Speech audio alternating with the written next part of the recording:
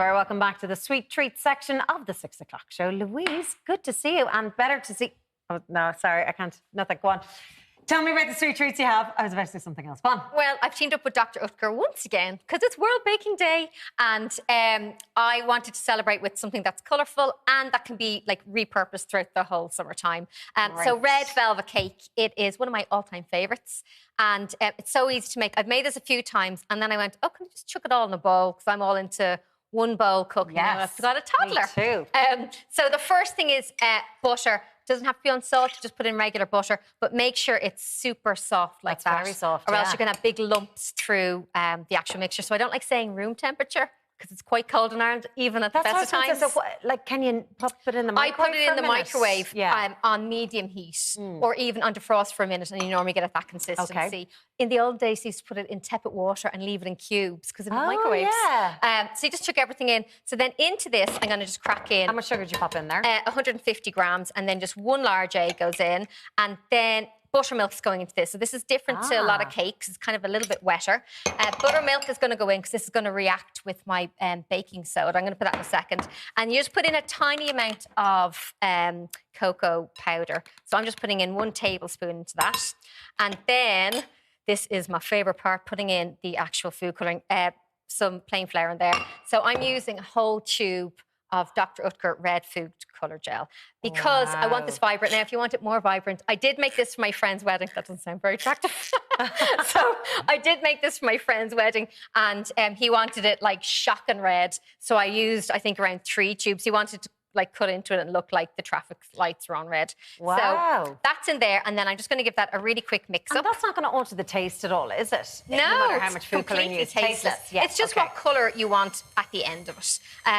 So if you want it really, really red, you can just add in some more. It depends what you're making it for, really. Yeah. But the beauty about this is it's just whisked up like in 30 seconds. And then what I'm going to get you to do, Karen, while I'm whisking this is...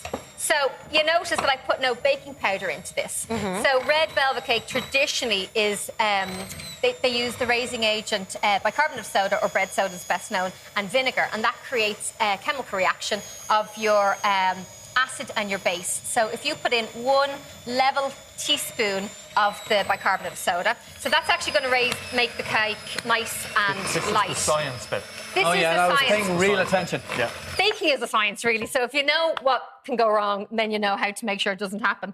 And then the same amount of any vinegar. white vinegar. Any white vinegar. Well, perfect. So it fizzes up there. So most kids in school will learn that this is how you make carbon dioxide. But these little bubbles actually will help this cake rise. So I'm just going to give that a stir around. So you put that in last, and that just drizzles in. But the baking soda or the bicarbonate soda is also going to react with the buttermilk and the little bit of cocoa powder that I put in there, and that's what's going to make it super nice and bubbly. So if anyone's made brown bread at home, normally use bicarbonate of soda with some buttermilk to make brown bread, and this is going to make it really aerated, and you can even see the difference there.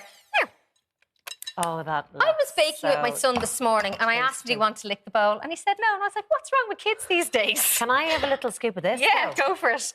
And then I've just lined a cake tin there, and that just gets put into an oven. So I have a fan oven. I think most people have fan. Do you have a fan oven? Yeah, I do, yeah. You guys fan oven? Yeah, okay. My oven loves me. It's a big fan.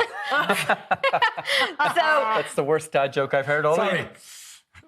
So 160 in a fan oven or 180 in a regular oven, and just smooth that out. And it takes between 30 and 35 minutes to bake. Okay, I'm just not going to smooth that out. Okay. So once it's baked, let it cool down, and then you just break it up into breadcrumbs. And then for this, so Red Velvet traditionally has got cream cheese in it. So I'm going to, I actually forgot half of my spoons. I was running out the door. My toddler was dancing on the table while I was trying to get out there, and she nearly knocked over all of the cake truffles. So I've forgotten half of my Delf. And then I'm using this vanilla bean paste. Now, this is my new favourite feature. You can get them now where they wind down. Yeah. I'm going to use a tablespoon because I want this to be a very strong vanilla flavour in there. Wow. And they actually use this from vanilla beans. So without having to get the beans, they scrape out all the seeds and they're in there. So it gives great flavour. Now, when you're baking, you need to think of texture. So this would be quite mushy in texture. So I'm adding in some chocolate chunks. So when you bite into it, it's not just all like mushy. Because our brains don't just eat with the actual flavour, they also eat with how excited they are with texture. So these go in here, and then you do mash it around. I'm not going to put my fingers in there because I need them to get to the next stage. And then once all that's nicely worked through there, you just form it into bowl. Well, pretend I got to this point there.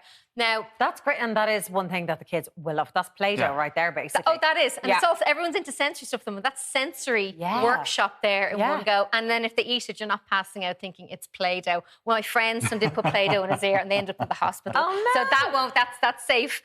So it's better if you put these in the fridge or in the freezer to dip them. So these have been out at room temperature around 2 hours in studio. And then what I have here is melted chocolate. Now, it's really important. I'm just going to show you this here.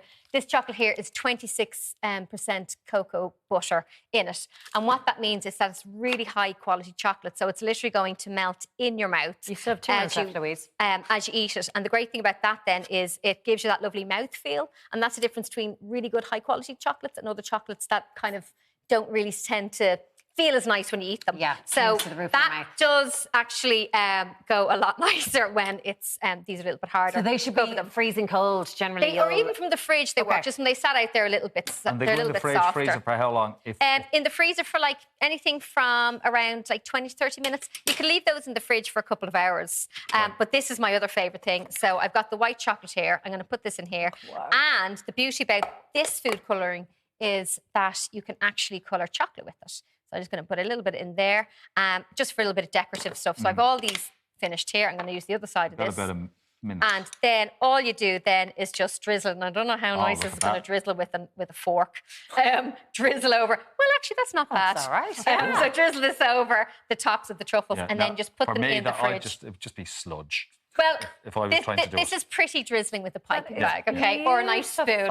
And then just put them back in the fridge to set. So chocolate needs to go back in the fridge to set, and then once you do your little decoration set. Or you could make little notices to people and say something nice. So here's little letters that you can say Happy World Baking Day like you did earlier on. And then, as I was saying, it's communion and it's confirmation season, wedding season, so you can actually make them into little favours if you want. For this recipe, because I know I didn't give you half the ingredients, go on to Dr. Oetker Baking Ireland Facebook page or their Instagram as well, and everything is there. And I put up on my Instagram as well if anyone wants to get it. And so a few step-by-step tips. Okay, and we've got to eat them now. Love that idea. Great idea there. Now, coming up from Sex Pistol to Public Image frontman, John Lydon is on the way. I can't wait. It's coming up after the break.